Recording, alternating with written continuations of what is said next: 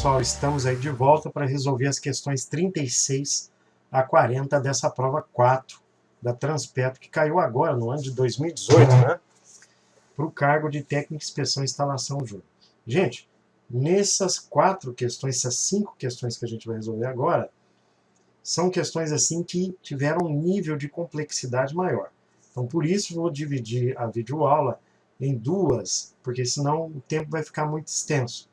E como a gente sabe, cada videoaula tem que ter no máximo de 10 a 12 minutos, para não ficar muito cansativo.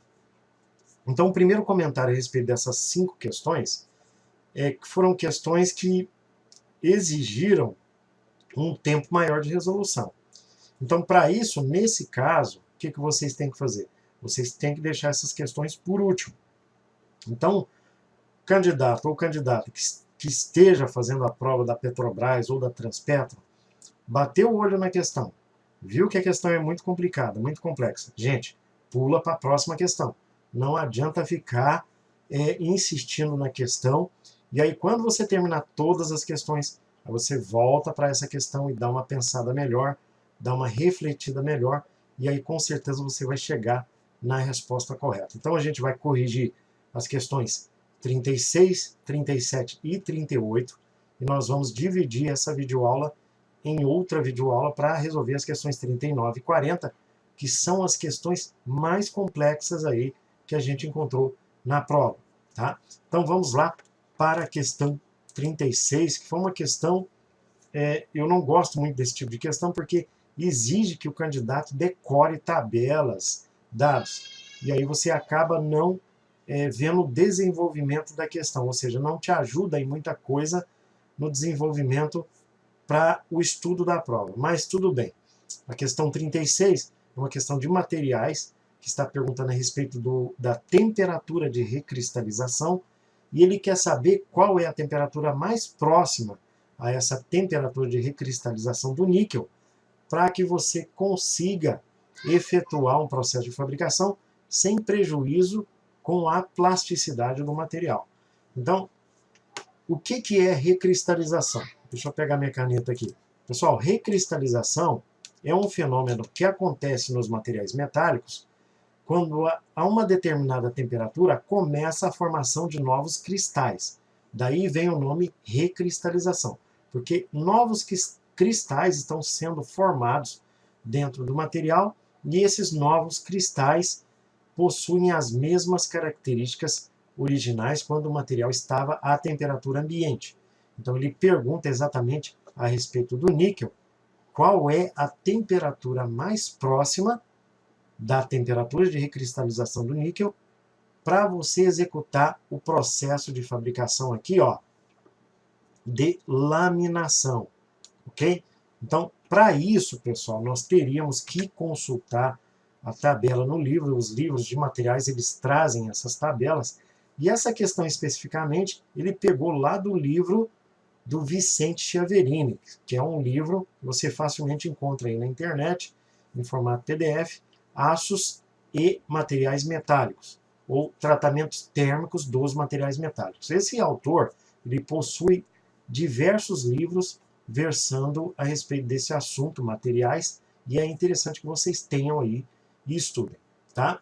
Então, nessa tabela que o Vicente Chiaverini fornece, ele fornece aqui alguns metais e suas respectivas temperaturas de recristalização, tá? Então, observem, pessoal, que para o níquel, que é o metal que ele cita no enunciado, a temperatura de recristalização está em torno de 600 graus Celsius.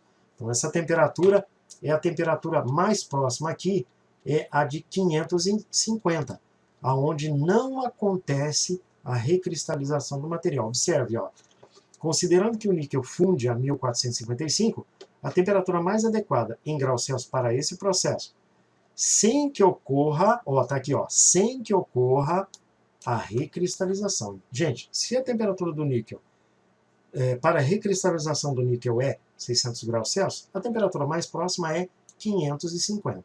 Tá? Então, aqui nessa questão, você deveria, por exemplo, saber qual era a temperatura de recristalização para esse metal. Na questão 37, uma questão que fala a respeito de processo de fabricação. Foi uma questão que nível fácil, por quê? Você poderia chegar na resposta correta através de eliminação. Então, olha aqui, pessoal. A primeira questão a ser eliminada vai ser torneamento, porque torneamento não gera produtos planos, como ele pergunta, tá vendo? Ó, ele quer um processo de fabricação onde você tem a geração de produtos planos. Vamos dar uma olhada no resumo que eu fiz aqui de alguns processos de fabricação que estão no enunciado. Então, vamos começar com a extrusão. Gente, olha como é que acontece a extrusão. A extrusão, para materiais metálicos, ela é ideal para metais não ferrosos, porque a temperatura de fusão desses materiais é menor. Então, você vai colocar um material geralmente pastoso dentro de uma câmara e vai empurrar esse material, tá vendo? Ó, um pistão hidráulico. E aí esse material vai ser obrigado a sair em um formato qualquer através dessa ferramenta. Isso aqui, esse processo, ele é muito utilizado na fabricação de perfis de alumínio. Aqueles perfis, geometrias complexas, é o ideal para você fabricar através do processo de extrusão. E claro, existe também esse processo para o aço, mas ele é mais comum aí para os metais não ferrosos. Então, gente, aqui você vai ter a geração de perfis complexos, tá vendo? Ó, mais ou menos assim, ó, tá vendo? Com uma geometria complexa. Então, não vai formar produtos planos. Na trefilação, olha o que acontece. Você introduz uma barra cilíndrica com um diâmetro inicial, e essa barra cilíndrica, ela entra, tá vendo? Ela é puxada, aliás, ela é puxada para dentro de um cone, tá vendo? Chamado de fieira, e esse cone vai reduzindo gradativamente o diâmetro desse material. Então aqui você vai ter um diâmetro inicial maior e um diâmetro final menor. Então esse processo ele é muito utilizado para a fabricação de fios, tá? Então esse aí é o famoso processo de trefilação. Gente, o forjamento não é a alternativa correta também, porque o forjamento é um processo conhecido como martelamento. Então, nesse processo, você dá golpes sucessivos, tá vendo? Ó? Com prensas hidráulicas ou mecânicas, e aí o material, claro, que vai estar próximo da temperatura de fusão, ele vai ser, tá vendo? Ó? Ele vai ganhar novos formatos através desse golpeamento. Então, esse processo aí ele é conhecido como forjamento, né? E a resposta correta que gera produtos planos, pessoal, é a laminação. Então, na laminação, você vai introduzir um bloco, tá vendo? Ó, de uma seção retangular entre dois cilindros. E depois, é claro que isso acontece sucessivamente, né? Você vai reduzir a espessura desse bloco à espessura de uma chapa. Então, esse processo é o processo clássico para a fabricação de produtos planos. Só dando uma olhada nas alternativas, não é nem a extrusão, nem o forjamento, e muito menos é a trefilação. Então, a alternativa correta, pessoal, é a alternativa C. Na questão 38, vamos dar uma olhada lá na 38, é uma questão teórica também a respeito de ensaios não destrutivos, onde fala a respeito do ensaio de ultrassom. Então, no ensaio de ultrassom, a gente sabe que as ondas sonoras elas vibram a uma certa frequência. Ele está perguntando qual é a faixa de frequência aonde no ensaio de ultrassom você pode utilizar. Então, pessoal, coloquei uma figura aqui, essa figura já vai nos dar a resposta correta, porque no ultrassom a frequência mínima de vibração das ondas, de oscilação das ondas, é 20 kHz. Sabendo só isso, a gente já vai conseguir encontrar a alternativa correta. Ele diz que de 200 a 1 GHz está errado, de 100 MHz a 200 MHz está errado, de 10 MHz a 100 MHz também está errado, e muito menos de 20 Hz a 20 kHz. Então, a alternativa correta restou, então, pessoal, a alternativa E. Né? Uma questão simples aí que pegou a teoria lá, a teoria básica de ensaios de ultrassom, que você conseguiria resolver também facilmente. Né? Na questão 39, essa questão é a questão que a gente vai dar continuidade na próxima videoaula. Por quê? Porque ela é uma questão que levou bastante tempo para resolver. Tá? Por quê? É uma questão que demandou pelo menos 2 substituições e 2 hipóteses. para chegar na resposta correta. Tá?